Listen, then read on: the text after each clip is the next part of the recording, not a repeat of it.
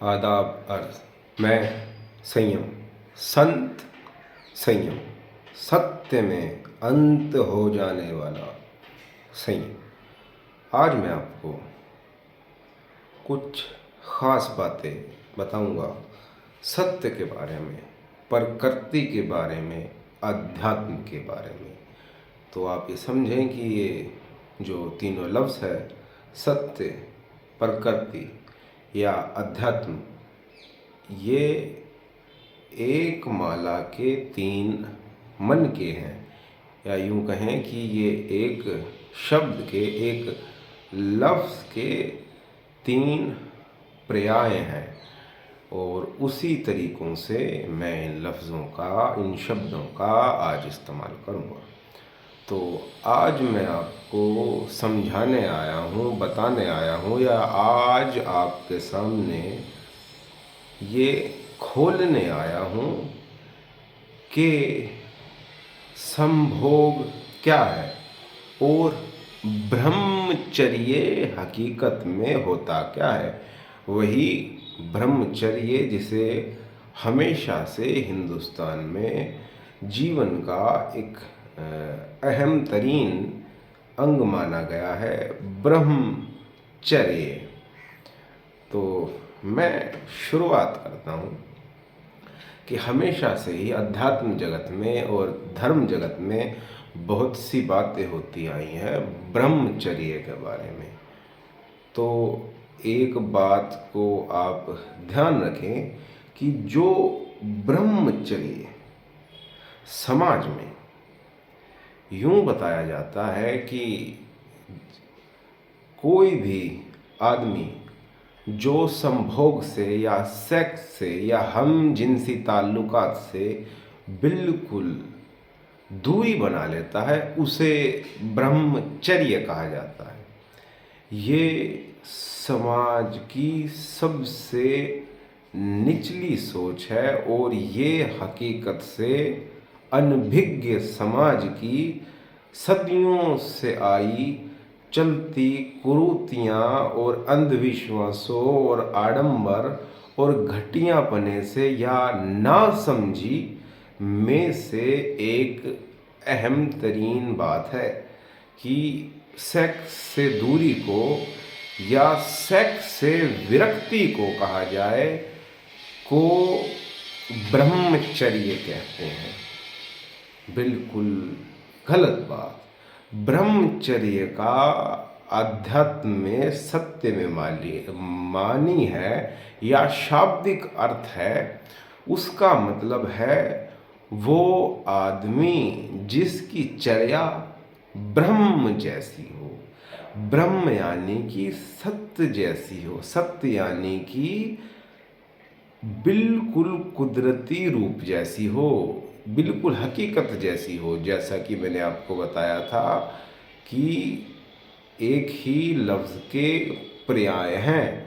तो ब्रह्मचर्य मतलब पूर्णतया प्राकृतिक रूप, यानी कि एक हिंदुस्तान का बहुत मशहूर जुमला है जो ब्रह्मचर्य को पूर्ण रूप में स्वीकार करता है या प्रदर्शित करता है, उसको कहते हैं एक नारी ब्रह्मचारी। यानी कि ब्रह्मचर्य में ऐसा नहीं है कि नारी नहीं होती है। ब्रह्मचर्य होता है एक नारी की ऊर्जा अपने बदन के अंदर प्रवाहित करना, जिसे शुरुआत से सनातन धर्म में दर्शाया गया है। जैसे बताया गया है कि शिव ने सिखाया कि अर्धनारीश्वर शिव का एक रूप है जिसमें एक ही बदन में नर ऊर्जा और मादा ऊर्जा वास करती है। वो एक ब्रह्मचारी थे, यानी कि उनके बदन में बजाय किसी दूसरी स्त्री की ऊर्जा के शिवत्व की उपलब्धि है और स्त्रैण की उपलब्धि है। उन्हीं में, उनके बदन में उस ही मादा की ऊर्जा बह रही है। जो मादा उनकी है उसे पूर्ण पुरुष या प्रकृति पुरुष कहा जाता है। उनके पास स्त्रैण की उपलब्धि है और जिस पुरुष के पास स्त्रैण है या जिस स्त्री के पास पुरुषत्व है वो पूर्ण रूप से ब्रह्मचर्य के ज्ञाता हैं, ब्रह्मचर्य को भोगने वाले हैं। तो ध्यान रखें कि एक नारी का मतलब होता है ब्रह्मचारी, या एक नर वाली नारी ब्रह्मचारी। ब्रह्मचर्य का मतलब कोई नामर्दी नहीं है या संभोग से विरक्ति नहीं है। अब मैं आपको एक दूसरी चीज़ पे ले जाऊं, संभोग के या सेक्स पे।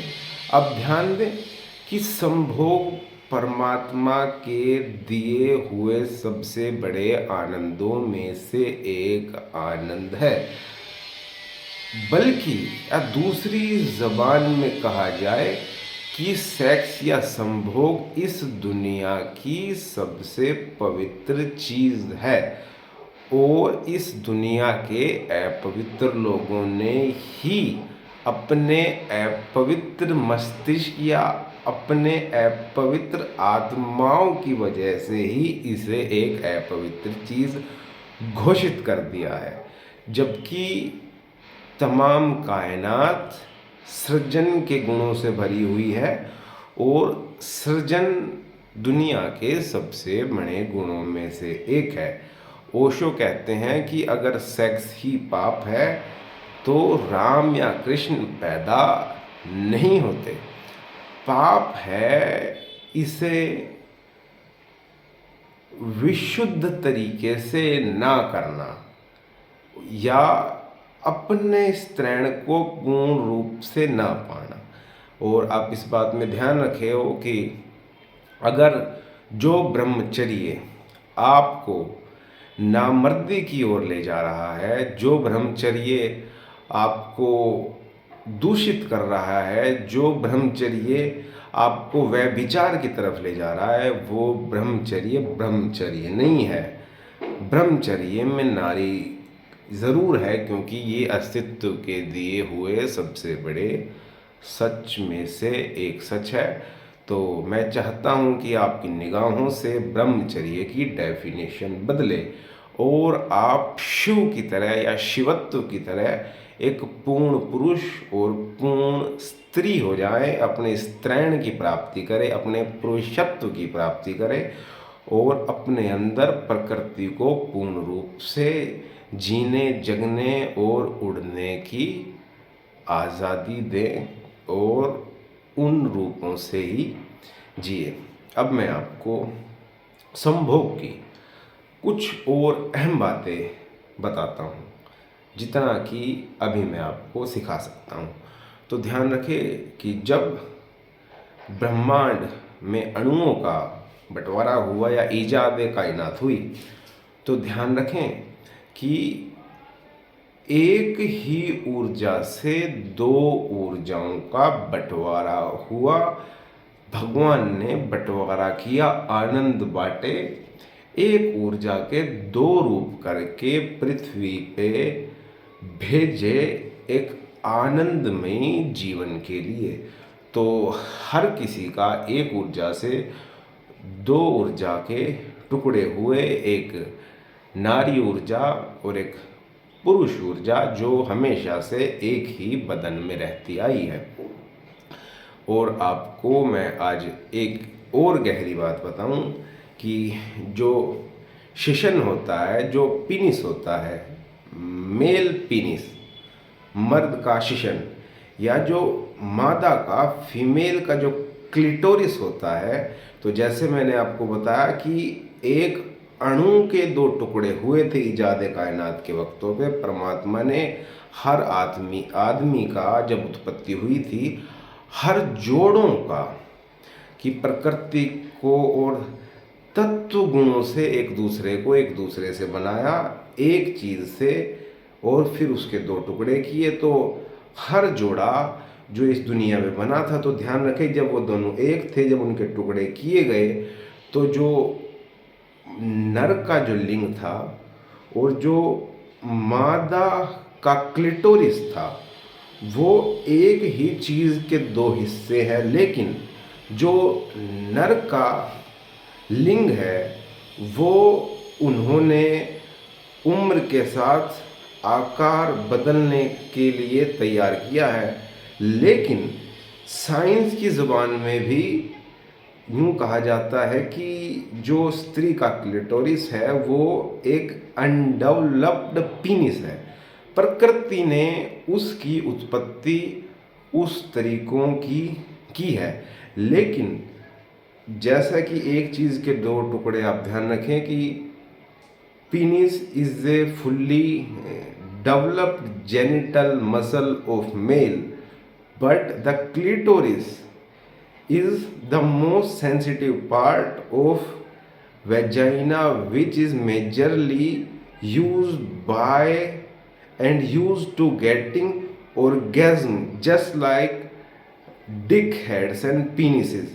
But the clitoris is known as undeveloped penis. जब गर्भाशय में बच्चों का निर्धारण होता है, जब एक स्पर्म या एक अंडा मिलता है और उनसे जब कोशिकाएं बढ़ती हैं, प्रकृति के निर्धारण के तौर पे जब कोई भ्रूण तैयार होता है, जब कोई बच्चा पनपने की स्थितियों में आता है गर्भाशय के अंदर, तब उसका जब जेनिटल निर्धारण होता है तो ध्यान रखें कि जब एक ही अणु से कोई चीज़ XX या XY डेवलप होता है, तो जो स्त्री जिस गर्भ को, जिस शरीर को स्त्री बनना होता है, उसका क्लिटोरिस डेवलप्ड नहीं होता है। उसका क्लिटोरिस एक सीमा तक डेवलप होता है, उसके बाद वो वेजाइना में बदल जाता है, जो कि शिशन का ही पीनिस का एक टुकड़ा है, टूटा हुआ टुकड़ा। ऐसे अणुओं के आकार में स्त्री की संरचना हुई, जो कि प्रकृति का एक अहम तरीन हिस्सा है स्त्री। और फिर आप यूँ समझें कि हम कुदरत से ताल्लुक़ नहीं रखते, हम सब खुद एक कुदरत है। इसीलिए ही पैदाइश के वक्तों में ही स्त्री की योनि की संरचना और उसका अनडेवलप्ड पीनिस हर स्त्री का या हर पुरुष का निर्धारित होता है कि इसकी प्राकृतिक संरचना या इसका क्रोमोसोम या इसका गुणधर्म क्या होगा। और जो जोड़े निर्धारित हैं वो एक दूसरों से एक दूसरे के लिए बने हैं, और उनका क्रोमोसोम, उनका गुणधर्म या उनका तत्व, उनका गुणधर्म बिल्कुल एक समान होता है, और वो अपनी प्रकृति को स्वीकार कर एक संपूर्ण जीवन जी सकते हैं। और इसी को ही पूर्ण रूपेण जीवन या स्त्री पुरुष का जीवन या वो जीवन कहा जाता है जो किसी ज़माने में देवी देवताओं का जीवन था, और प्रकृति उसके अंदर, परमात्मा उनके अंदर पूर्ण रूप में जीता है, जो परमात्मा के अस्तित्व की चरम सीमा है। उसी तरीक़ों से जैसे कि मैंने आपको बताया कि हम प्रकृति से ताल्लुक़ नहीं रखते, हम खुद प्रकृति हैं। इसी तरीके से किसी मादा में पैदाइश के वक्त में ही अंडों की ईजाद हो जाती है कि उसके पैदाइश के वक्त ही उसमें निर्धारित हो जाता है, पूर्व निर्धारित हो जाता है कि इसमें कितने अंडे हैं, इसकी एग फर्टिलिटी क्या है। तो जैसा कि आप समझे कि हम किसी फूल को किसी पेड़ से बीज निकलने से पहले ही बीज में पूरी इन्फॉर्मेशन होती है कि ये बीज किस तरह का फूल खिलाएगा, किस तरह की इसकी शाखें होंगी, किस तरह की डालियाँ होंगी, इस फूल पे कितनी पत्तियाँ उग सकती हैं, इसके फूल कितने खुशबूदार पैदा होंगे। इस तरह ही किसी भी नस्ल में, किसी भी स्पर्म में या किसी भी पैदा हुई नई बच्ची के बदन के अंदर पूरे जेनेटिक्स कोड डेवलप्स हैं कि इसका हर एक भ्रूण, इसका हर एक सेल, इसका हर एक अंडा किस तरह का होगा, और वो किन उम्र तक, किन किस तरह तरह निकलेगा, ये सारा मामला प्रकृति पे निर्धारित है। अब मैं आता हूँ पुरुषों की तरफ। पुरुष में भी बिल्कुल उस तरीके से ही स्पर्म्स का निर्धारण है जिस तरह से स्त्री में निर्धारण है, लेकिन स्त्री में वो चीज़ प्रकृति ने अंडे के तौर पे दी है और पुरुषों में उसको स्पर्म के तौर पर, जो कि एक जीवित सेल है। तो ये इस तरह से हुआ, और जैसे मैंने आपको बता दिया कि वो एक ही ऊर्जा के दो टुकड़े हैं, और क्लिटोरिस भी अनडेवलप्ड पीनिस से बना है। तो आप दो बात समझ गए कि संभोग अध्यात्म का एक अहम तरीन बिंदु है, और वो अध्यात्म हरगिज ही नहीं है और बिल्कुल बौना अध्यात्म है जो कि सेक्स को नहीं स्वीकारता। अब मैं आपको कुछ और चीज़ें बताऊं। मास्टरबेशन पे, जिसे हिंदी ज़बान में हस्तमैथुन कहा जाता है, उसके समाज में हस्तमैथुन को स्त्री का या पुरुष दोनों का ही हस्तमैथुन एक टबू माना गया है, और आम समाज इसे स्वीकारने में बहुत हिचकता है और इसे एक कुंठित चीज़, दबी हुई चीज़ और गलत चीज़ मानता आया है। लेकिन धर्म क्या बताता है? सनातन धर्म वो धर्म है जो इतना बड़ा है कि जो घर घर में शिवलिंग की पूजा करता है। तो ध्यान रखें कि हम उस समाज से आते हैं जो आदिकाल से शिवलिंग की पूजा करता आया है, जो शिवलिंग इस चीज़ का प्रतीक है कि हमारा समाज इतना उन्नत है कि इसमें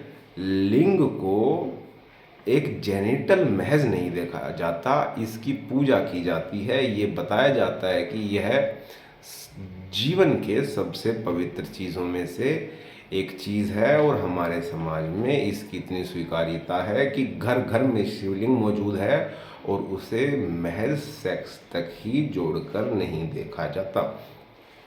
तो ध्यान रखें कि अपने बदन को समझें, और समाज आपको दायरे में दूषित करेगा कि ये चीज़ें गलत है, तो अपनी प्रकृति को स्वीकारें और ध्यान रखें, अगर परमात्मा